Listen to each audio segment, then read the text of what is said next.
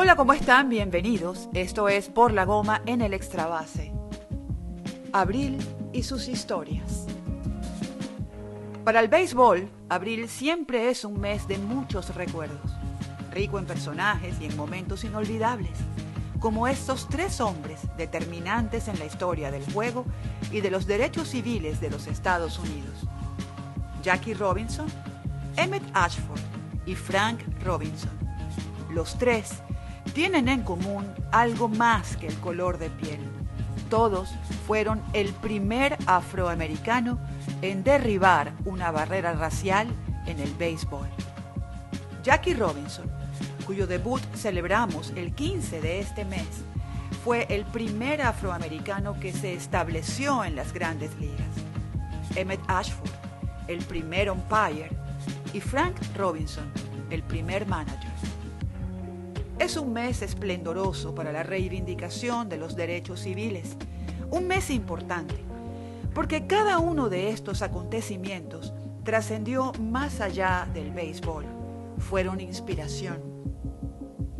Martin Luther King, uno de los nombres más elevados en la historia contemporánea de los Estados Unidos, reconocía en lo hecho por Jackie Robinson una gesta motivadora, definitiva en su determinación de que la lucha por los derechos civiles se basara en la resistencia pacífica, la tolerancia y la no violencia activa que el jugador de los Dodgers supo ejercer como el mejor ejemplo. Uno de los sueños que Jackie Robinson muchas veces deseó en voz alta fue ver a un afroamericano dirigiendo un equipo de grandes ligas, hecho que ocurrió la noche del 8 de abril de 1975 en el Municipal Stadium de Cleveland. Rachel Robinson, viuda de Jackie, fue quien tuvo el honor de hacer el primer lanzamiento.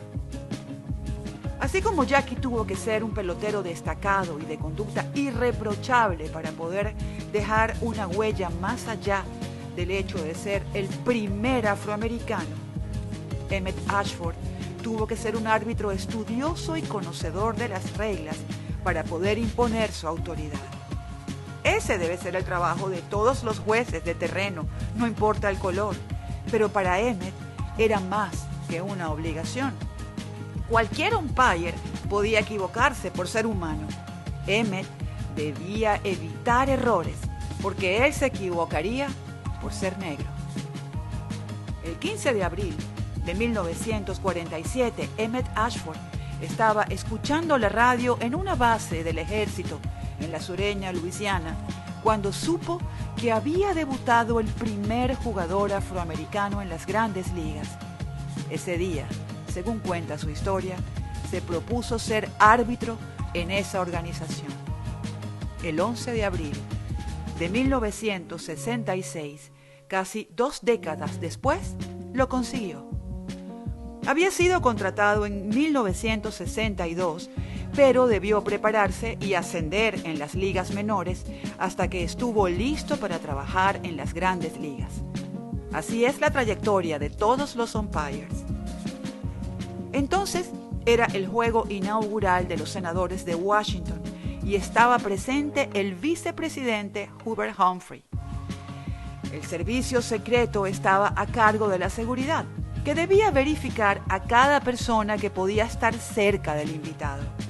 Ashford se identificó como árbitro y tuvo que esperar un buen rato hasta que los agentes del servicio secreto comprobaron que en verdad lo era, para permitirle acceder al campo y a última hora para que pudiera cantar Play Ball. Emmett Ashford tenía 51 años cuando logró su sueño. Como Jackie Robinson, era un californiano del sur, maduro, sobrio, impetuoso y bien educado. Había sido elegido presidente de su clase en bachillerato y tuvo un empleo como cajero en el supermercado del pueblo. Fue limpiabotas para pagarse la universidad y también sirvió a la Marina de los Estados Unidos entre 1943 y 1946. Aunque tenía un buen trabajo en la oficina de correos, prefirió dejar aquella apacible estabilidad para probar suerte en el béisbol como árbitro. Aunque pocos creyeron que podría hacerlo, en un país que padecía el racismo en importantes estados, se ganó el respeto para ser el primer hombre de color que ponchó cantado a un hombre blanco en las ligas mayores. Fue enérgico y divertido, carismático y conocedor del juego. Se dice que mucha gente iba a los estadios solo para ver a Emmett Ashford. Aún estaba trabajando en las ligas menores cuando el manager de uno de los equipos estaba molesto por una sentencia suya. Su rabia y racismo se hicieron notar al juego siguiente a la hora de entregar las alineaciones.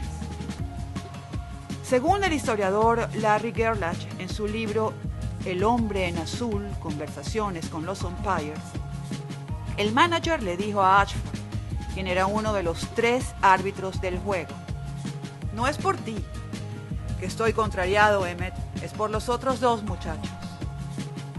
El jefe del equipo arbitral, César Carlucci, quien estuvo con Ashford en casi 1000 juegos, lo interrumpió. ¿De qué está usted hablando? Usted no, los otros 2, respondió el manager. ¿Y quiénes son los otros 2? Le preguntó Carlucci. Abraham Lincoln, por liberarlos, y Branch Rickey, por traerlos al béisbol. Cuando Frank Robinson debutó como el primer manager de color en las grandes ligas, ya el cubano Preston Gómez lo había hecho 6 años antes como latino. Aunque hoy nos parezca inconcebible, la discriminación racial ensombrecía diversos ámbitos de la sociedad de los Estados Unidos, y ver a un manager afroamericano en las mayores fue una gran noticia, no solo para el béisbol, sino para la lucha de la igualdad de derechos, así como ocurrió con los debuts de Jackie y Emmett. Frank Robinson tenía 40 años de edad y estuvo en la alineación en varios juegos. Figuró como bateador designado en 60 encuentros, 2 veces como primera base y 1 vez en los jardines. En su primera temporada como manager jugador dejó récord de 79 y 80, mejor registro que el año anterior de 77 y 85. En su doble función de manager jugador en 2 campañas, dejó promedio de 232 en 85 juegos, 43 imparables en 185 turnos, 5 dobles y 12 jonrones. Conectó de 22-7 como emergente en sus 2 temporadas, desde 1975 hasta 1977, cuando se retiró como pelotero activo.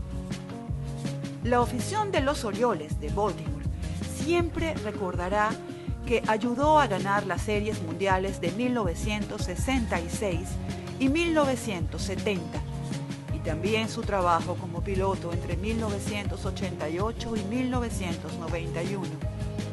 En 1989 fue electo Manager del Año cuando los Orioles quedaron en segundo lugar detrás de los Azulejos de Toronto en la División Este de la Liga Americana.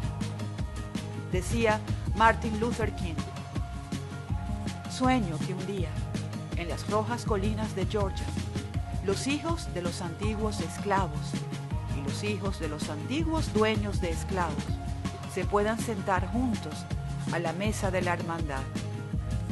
Esa mesa de la hermandad también tuvo forma de diamante y fue un campo de béisbol.